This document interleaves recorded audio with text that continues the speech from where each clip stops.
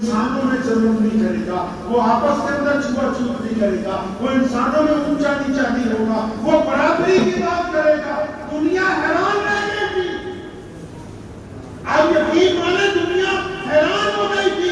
کالا بلال بول رہا ہے، بلال حبشی ہے، کالے ہیں، رنگ کالا ہے، کپڑے بنے ہوئے، پیروں میں جوتی نہیں، لباس میں پیبند ہے، موٹے موٹے ہونٹ ہیں، بالوں کے اندر ریت کی مٹی ہے، پاس میں بلایا، فرمایا بلال ادھر آ۔ جی آپ صلی اللہ علیہ وسلم اب ابو بکر کو بلایا۔ کون ہے ابو بکر؟ وہ شہزادے ہیں، ایک شہزادے کے بیٹے، بادشاہ کے بیٹے، ان کا باپ بہت بڑا کاروباری ہے، ان کا قبیلہ بہت بڑا ہے، ان کی نسل بڑی اعلیٰ ہے، ان کی چمڑی بڑی سفید ہے، ان کا رتبہ بہت بڑا ہے، ان کے کپڑے بڑے قیمتی ہیں، وہ خوشبو بڑی اعلیٰ ترین لگاتے ہیں، ان کے آگے پیچھے لوگ پر چلتے ہیں۔ جب دونوں کو بلایا فرمایا ابو بکر یہ بلال ہے کالا؟ جی یا رسول اللہ ہم نے تم کو آپس میں بھائی بنا دیا۔ فرمایا اب ہم آ گئے ہیں، اب دنیا میں کوئی کسی کے اوپر اپنی برتری ثابت نہیں کر سکتا۔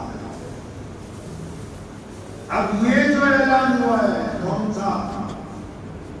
جس سے اوروں کی دکانداری بند ہو گئی۔ یہ جو اعلان ہوا ہے کائنات میں، جو پر جو نبی تو پہلے بھی آئے، سارے قابل احترام ہیں، کیا سمجھتے ہیں ہم لوگ مکے سے آئے، ہم مدینے سے آئے؟ ہماری تو 50 نسلیں اگر پیچھے کو دیکھو گے تو بھارت کا کوئی مسلمان بھی عربیوں نسل نہیں ملے گا۔ ہم تو اسی دیش کے مول نواسی ہیں۔ محمد رسول اللہ کا یہ محبت والا پیغام جب ہمارے درمیان پہنچا، ہمارے آبا و اجداد کے درمیان پہنچا کہ آؤ ایک سر پہ کھڑے ہوں گے، آؤ ایک دوسرے کے بھائی بنیں گے، آؤ ایک دوسرے کا دکھ درد بانٹیں گے، آؤ ایک دوسرے سے محبت بانٹیں گے، آؤ کسی کو ذلیل نہیں کریں گے، آؤ کسی کو اس کی ذات کی وجہ سے، اس کی برادری کی وجہ سے ہم اپنے سے باہر نہیں کرنے والے ہیں۔ تو چوک در چوک پوری کائنات میں لوگ محمد رسول اللہ صلی اللہ علیہ وسلم کے دین کی طرف آئے۔ اب جب اتنی بڑی تعداد سے لوگ دین کی طرف آئے تو انگلینڈ کی رانی کی ملکہ ایلزبتھ فرسٹ، اب جو راجا ہے اس کی پردادی، تو اس نے ایک کمیشن اپوائنٹ کرا۔ اس نے کہا کہ بھائی یہ پوری دنیا میں، کیونکہ پہلے تو انہوں نے زور لگایا، کس نے؟ ابو جہل نے، کس نے؟ عتبہ نے، ولید نے، کیسرو کسرا نے، پرویز نے، پہلے انہوں نے زور لگایا۔ ہرمز نے، یہ جو ہرمز روز سنتے نہیں اخبار میں، یہ کیسرو کسرا کا وہ جنرل ہے جس نے خالد بن ولید رضی اللہ عنہ کو اسی دریا کی نکڑ پر کہا تھا کہ ایک ایک دینار دوں گا، کپڑے دوں گا، سواری دوں گا، کھانا دوں گا، تم بھوکے ننگے ہو واپس چلے جاؤ۔ ابو جہل سے لے کے انگلستان، جرمن کے سارے بادشاہ جو الگ الگ وقت میں آ کے سلطان صلاح الدین ایوبی تک اسلام کے دروازے میں آ کے ٹکرتے رہے، ان سب نے زور لگایا کہ طاقت کے بل پر محمد رسول اللہ صلی اللہ علیہ وسلم کے دین پہ غلبہ حاصل کریں گے، طاقت کے بل پر نبی علیہ السلام کی نوزاللہ دین کو سبور دیں گے۔ لیکن اسلام کی فطرت میں، قدرت نے لچک دی ہے، یہ اتنا ہی ابھرے گا جتنا کی دباؤ گے۔ لیکن کیا ہوا؟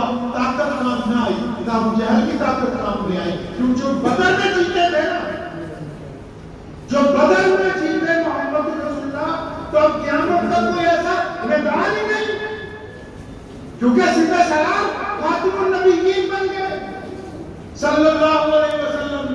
اب جب وہ گزرا عرصہ، 1000 سال کا جب یہ عرصہ گزرا ہے، تو سامنے والے جو تھے ان کے پیٹ میں اتنا شدت سے درد ہوا کہ نبی علیہ السلام نے تنہا مکے سے دین شروع کیا، مدینہ المنورہ پہنچ گئے، اور پھر ان کا دین عرب سے باہر نکلتا ہے، پھر کیسر و کسریٰ کو رونتا ہوا آگے بڑھتا ہے، پھر وہ تاشقند و بخارا تک پہنچتا ہے، پھر وہ پوری دنیا کے اندلس کے بڑے بڑے پوش پہاڑوں میں اذانیں دی جاتی ہیں۔ پوری دنیا میں جب دین پہنچتا ہے تو پھر پوری دنیا میں جو لوگ اس طرح کے تھے، جو چاہتے تھے کہ کچھ انسانوں کو اپنی جوتی کی نوک پر رکھنا ہے، جو یہ چاہتے تھے کہ کچھ انسانوں کو غلام بنا کے رکھنا ہے، ان کو بڑی فکر پیدا ہوئی کہ اگر یہ دین اسی طرح قائم رہا نبی علیہ السلام کا پیغام اسی طرح بولتا رہا، پھر تو دنیا میں کسی کو غلام بنانا ممکن نہیں۔ یہ اتنی بڑی تعداد میں بہت چھوٹے سے مذہب کے لوگ جب ان کی یہاں تعداد میں یہ اتنی بڑی قربانی کیوں دے رہے، تو اس نے کمیشن اپوائنٹ کروایا۔ کبھی انڈیا آفس لائبریری لندن میں اگر آج بھی آپ جائیں گے تو وہ دستاویز محفوظ کیے گئے، تو اس نے جو کمیشن اپوائنٹ کیا اس میں چند سوالات لکھے، اس میں یہ پوچھا گیا کہ یہ بھارت میں مسلمان اپنے دیش کے لیے قربانی کیوں دے رہا ہے، ان میں اتفاق کہاں سے ہے، محبت کہاں سے ہے، یہ الگ الگ طریقے کے لوگ ایک ساتھ کیسے ہیں۔ اس کمیشن نے کئی مہینے محنت کرنے کے بعد مالکہ الفاظ کو یہ بتایا کہ یہ ساری برکت محمد رسول اللہ سے ہے۔ آپ تو سمجھے شاید صرف نماز سے دین قائم ہوتا ہے، آپ سمجھے اذان سے ہو رہا ہے، آپ سمجھے صرف مسجد سے ہو رہا ہے، آپ سمجھے صرف کعبہ سے ہو رہا ہے، صرف حج سے ہو رہا ہے۔ لیکن دشمن نے یہ پتہ لگا لیا کہ اسلام کی مین سپر پاور ہاؤس کہاں پہ ہے اسلام کا؟ ارے پاور ہاؤس کہاں ہے؟ مدینہ المنورہ میں۔ دیکھ تو لو، شیعہ بھی ہو، سنی بھی ہو، میمن بھی ہو، پٹیل بھی ہو، قریشی بھی ہو، پٹھان بھی ہو، ان سب کے باوجود جب نبی علیہ السلام کی محبت کی بات آ جائے تو سب سے پہلے کیا ہے؟ غلامان رسول صلی اللہ علیہ وسلم ہے۔ اب اس کمیشن نے رپورٹ میں لکھا کہ مسلمانوں کی یہ جو سپرٹ ہے، ان میں جو جذبہ ہے، ان میں جو محبت ہے، ان میں جو اتفاق ہے، یہ جو اپنے دیش کے لیے لڑ رہے ہیں، یہ سارے کے ساری مرکزیت نبی علیہ السلام کے آخری نبی ہونے کی وجہ سے ہے۔ اگر نعوذ باللہ ان کی جگہ کوئی اور نبی لے آئے تو پھر ہو سکتا ہے کہ مسلمانوں کی طاقت کو کمزور کیا جا سکے۔ کہانی سمجھ آ رہی ہے؟ نہیں، صرف یہی نہیں ہے کہ نبی علیہ السلام خاتم النبیین ہیں، ان کے خاتم النبیین ہونے کی وجہ سے کائنات کے اندر برابری آ گئی۔ آج بھی تو ابھی اسی مسجد میں اگر اذان ہو جائے فجر کی اور ہم سب جو خاص مہمان ابھی آگے بیٹھے ہیں اگر وضو کرنے چلے جائیں، امام صاحب نماز کھڑی کر لیں اور آپ ایک آدھی رکعت پڑھ لیں تو خاص مہمانوں کو جگہ کہاں ملے گی بھائی؟ ارے کہاں جگہ دیں گے؟ پیچھے جگہ دیں گے نا۔ اور جمعے کا دن ہو، کوئی مسلمان ایم ایل اے آ جائے، نماز جماعت کھڑی ہو جائے، اس کو کہاں جگہ ملے؟ پیچھے۔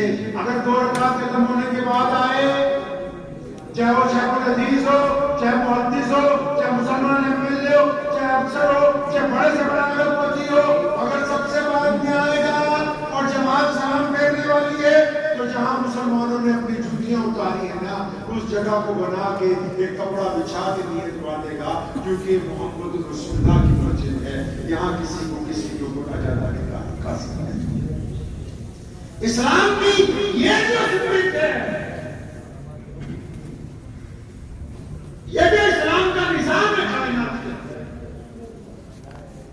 اب اس نظام کو اگر بدلنا تھا تو کیا چاہیے تھا کہ نعوذ باللہ کہ کوئی ایسا بندہ رہتے جو نبی علیہ السلام کی جگہ جھوٹا نبی بن کے کھڑا ہو جائے۔ تو انگریز نے اپنے دور میں 1-2 جھوٹے نبی بنائے۔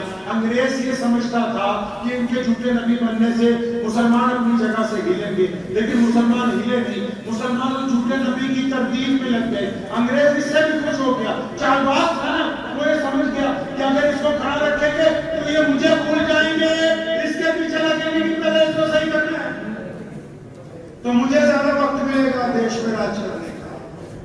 تو یہ جو ختم نبوت صلی اللہ علیہ وسلم کا پرچار مولوی کرتے ہیں، یہ صرف نبی علیہ السلام کی ختم نبوت کا پرچار ہی نہیں ہے، یہ ان غداروں کے خلاف بھی پرچار ہے جو کل بھی دیش کے دشمن تھے، آج بھی انگریز کے ٹوٹی بنے ہوئے۔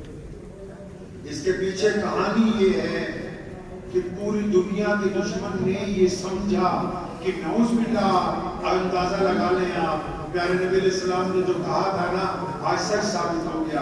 لاطون کے مسلمانوں کے لیے کہا، کیا کہا اس شہر کے مسلمانوں کے لیے؟ فرمایا میرے صحابہ، تمہیں پتہ ہے افضل ترین مسلمان کون سے ہوتے؟ آپ کا ذکر نبی علیہ السلام نے مسجد نبوی میں کیا۔ فرمایا پتہ ہے افضل مسلمان کون سے ہوں گے؟ صحابہ نے کہا یا رسول اللہ آپ بہتر جانتے ہیں. پھر بھی نبی علیہ السلام نے پھر پوچھا نہیں بتاؤ تمہارا اندازہ کیا ہے؟ یا رسول اللہ انبیاء علیہ السلام. فرمایا نہیں وہ تو اللہ کے منتخب بندے ہیں وہ تو افضل ہے ہی. پھر صحابہ نے ڈرتے ہوئے کہا یا رسول اللہ ہم لوگ. فرمایا نہیں تم تو افضل ہو ہی مجھے دیکھتے ہو اللہ نے رضی اللہ عنہم و رسول کا درجہ دے دیا. فرمایا یا رسول اللہ پھر آپ بتائیں. فرمایا وہ مسلمان جو ہمارے بعد جو ان کے بعد پھر بہت بعد دنیا میں آئے ہوں گے جنہوں نے محمد رسول اللہ کو نہیں دیکھا ہوگا جنہوں نے نبی علیہ السلام کی زیارت نہیں کی ہوگی لیکن فرمایا میرے صحابہ ان کو مجھ سے اتنا پیار ہوگا کہ وہ اپنی جان سے زیادہ مجھے اپنے لیے عزیز سمجھا کریں. تو کائنات میں یہ جو ڈپلیکیٹ نبیوں کا سلسلہ چلا وہ اس لیے چلا کہ اسلام نے جو نظام لے کے آیا کہ ہم لوگوں کو برابر سمجھتے ہیں. اور اسلام نے صرف یہی نہیں کہا کہ برابر وہ ہے جو صرف مسجد میں آ گیا. اسلام نے صرف یہی نہیں کہا کہ برابر وہ ہے جو صرف مسجد میں آ گیا. نہیں